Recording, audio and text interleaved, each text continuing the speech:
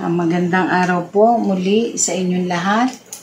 Ako po si Rosalia Castro Rodriguez. Magandang araw din po sa ibang bansa, sa aking mga buyers, sa mga bagong buyers na nilapit sa akin ng Panginoon. Magandang gabi po sa inyo. Karugtong po nung huli kong vlog na bago, ganun pa rin po, puro Mindanao po ang mga gamit ko na mga kakaiba. Tutuloy ko po ang mga hindi ko pa naipakita sa inyo para po makatulong din tayo sa ibang tao. Ito po yung kakaibang gamit ko rin, nakuha din po sa Mindanao. Mayroon pong buwa sa loob, may tubo. Ito naman po yung kalahati. Ito po pinapakita ko lang sa inyo dahil bihira na po kayo makakita ng ganitong legit na gamit. Pampersonal ko po ito. Kung loobin po ng Panginoon, may makuha pa yung kaibigan ko sa Mindanao, kay Supremo, makapagbigay pa, sana. Pwede ko pa paulian ng isang piraso sa inyo. Ito po ay hindi rin pinuputukan ng baril. Ang buwa po niya ay napakaganda sa swerte, sa hanap buhay, sa proteksyon. Pang all around po ang baon na may buwa. Dalawa po yan, no? Napaka-rare na po at bihirang-bihira na po kayong makakahanap po itong ganito na gamit. Na positibo ang may hawak, positive ang enerhiya ng gamit. At talaga pong hiniling ko sa Panginoon na bigyan ako ng kakaibang gamit para po sa mga taong karapat-dapat. Ito naman po ay, ako po ang nakakuha nitong mutya ng isda. Nung kami po yung tumira sa Bulacan, 2022 yata yun. Pagkatapos po ng bagyo doon, humiling ako, nadaanan ko maraming nakakuwang isda. Ganun po kasi sa Bulacan pagkatapos ng delubyo, ang daming isda. Umaahon po sa plaisdaan. Ito po galing sa Imelda na isda. Ayan.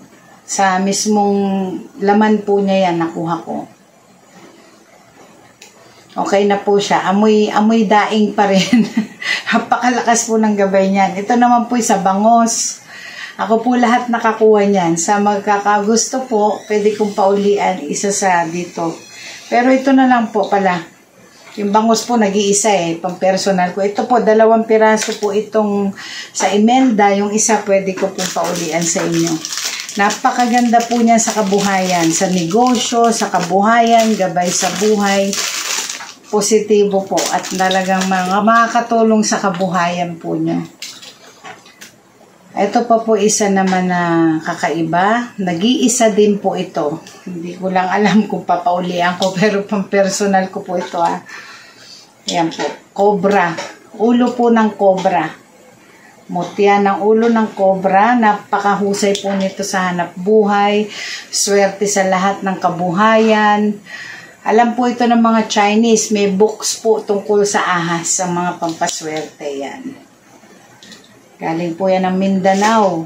Talaga pong balabundukin pa nila nakukuha sa mga, talagang bundok pa sa mga cave. Ayan po. Isa po yan. Pero ito po yung pampersonal ko Pinakita ko lang po sa inyo. Iniingatan ko po yan. Ito rin po nag-iisa sa makakagusto po.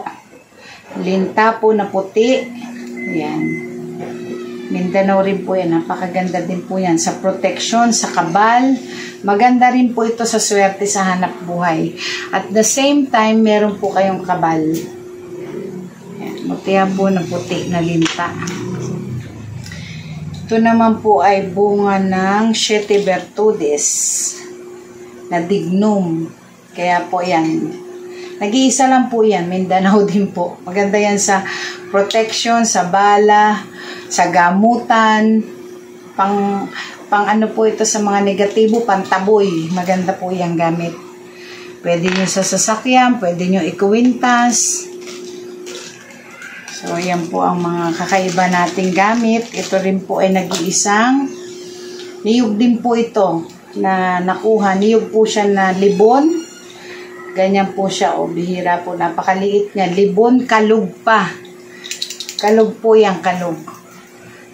Sa protection, sa hanap buhay, swerte, kung saan po ito maganda talaga, protection at hanap buhay. Mga swerte po yung buwa. Buwa, niyog na libon, napakalakas pong gamit niyan. Kaya lang po, nag-iisa lang yun. Unahan na lang po kayo. Ngayon lang din po ako may dumating na paa ng kabayo. Sa mga mahilig tumaya o magsugal, yan po ay madalas na ginagamit. Tumataya po tayo sa mga ganyang karera ng kabayo, wedding, or loto. Sa lakas po, may kasama panlakas at bilis. Paa po talaga siya ng kabayo. Nag-iisa po yan. Ang bigat to. Pero ang lakas po ng gabay niya, ha. Swerte makakakuha nito. Sa lakas, sa sugal, pwede sa sugal, sa protection, maganda po ang paa ng kabayo. Ngayon lang po ako may dumating nito. Ito pa po, kakaiba ko pang gamit. Mutya ng lansones na buo. Nakaramblog ko po yung pinakahibla ng laman ng lansones. Nag-iisa rin. So, ito po hindi kalog. Mutya talaga siya ng lansones na naging bato. Yan, nag-iisa lang po yan. Sa protection at saka po sa hanap buhay, maganda yan. Basta po lucky charm. Maobserbahan nyo yung mga dating walang gamit na nagkagamit. Mag-iiba po ang inyong buhay. Marami na po nagpatotoo sa akin at nagpapasalamat.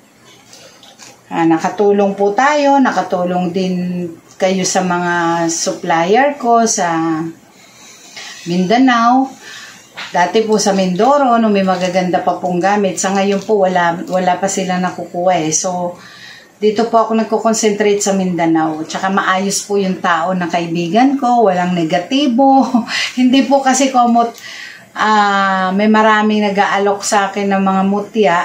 Pero pag hindi po maganda energy, hindi po ako kumukuha. Kasi wala naman po idudulot na mabuti sa atin. Hindi naman po ako tao na kikita lang ako, tapos wala naman po kayo magiging pakinabang. Hindi po kaya ng konsensya ko yun.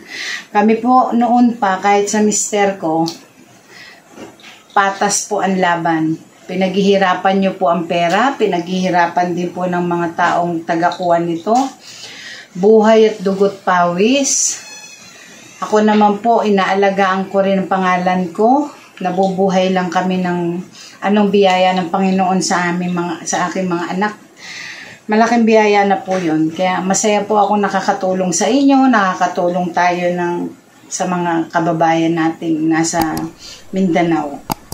Basta po mahalaga, positive po ang gamit, buhay, mapapakinabangan po ninyo.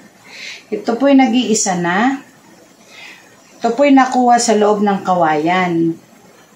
Napakaganda rin po nito. Hindi siya kalog, pero nag-iisa na po yan.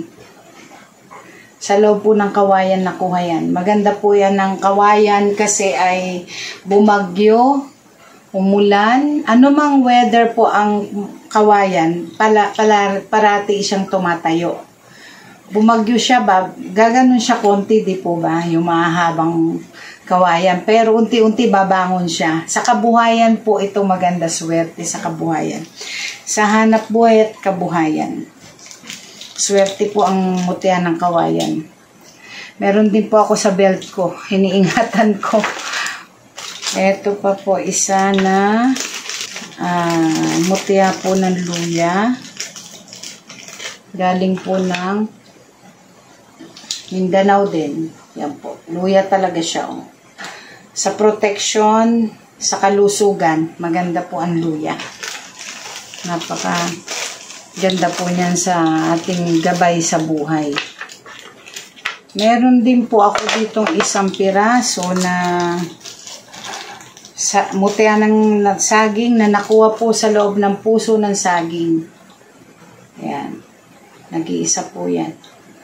Ang saging po ay sa lakas, maganda sa kalusugan, maganda, mahusay din po ito sa gamutan.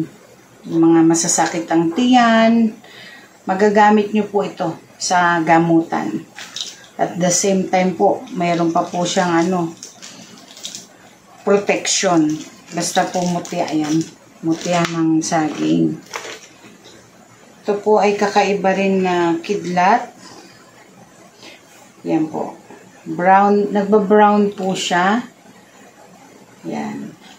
Sunod-sunod po kasi ang bagyo sa Mindanao, yung mga naipon nilang mga gamit pa ng ilang taon na tinatabi ng mga Supremo. Ito pong huli, nag-ano talaga sa akin na, ito sis, ulian mo. Kasi baka maraming naghahanap ng legit na kidlat, mapakinabangan ng mga tao. Ayan po, dila po yan. Sa lakas, sa ligsi, sa protection, all around po ang kidlat. At medyo nagba-brown po siya, hindi siya black na black.